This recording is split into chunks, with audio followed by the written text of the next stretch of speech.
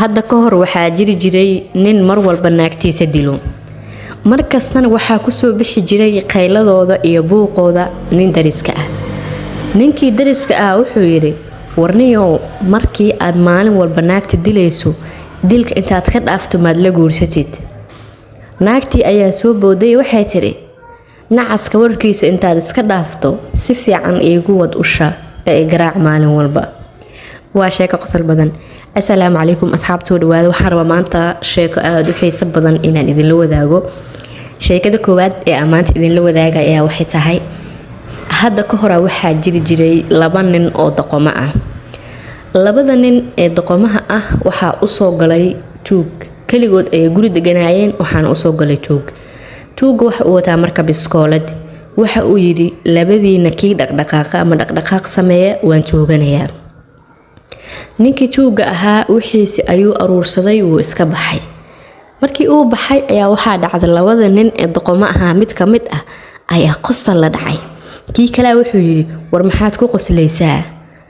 ninkii qoslaayay ayaa wuxuu yidhi maanta dhan farta ayaan dhaqdhaqaajinayay muuse dareemin.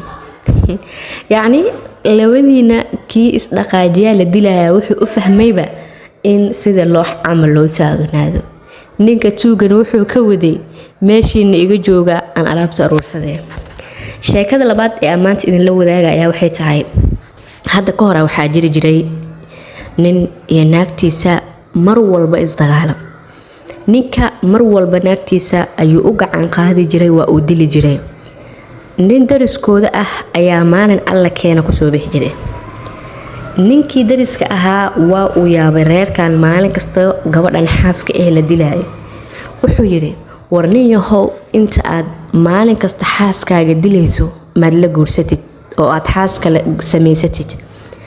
naagtii ayaa intay soo booday waxay tiri nacaska hadalkiisa intaad iska dhaafto igu wad usha oo si fiican ii dil oo garaac maalin kasta.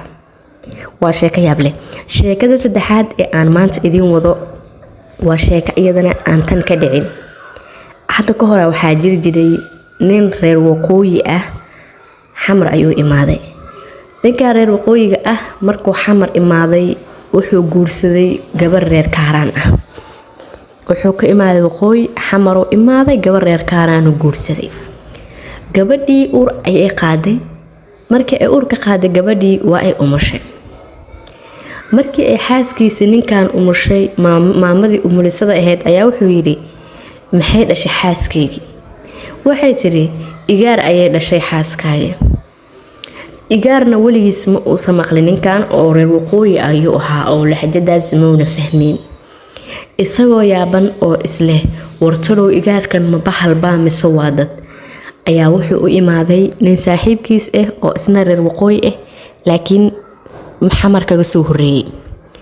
markii uu tagay ayaa wuxuu yidhi war maxay dhashay xaaskaagii? wuxuu ku yidhi xaaskayga igaar ayay dhashay.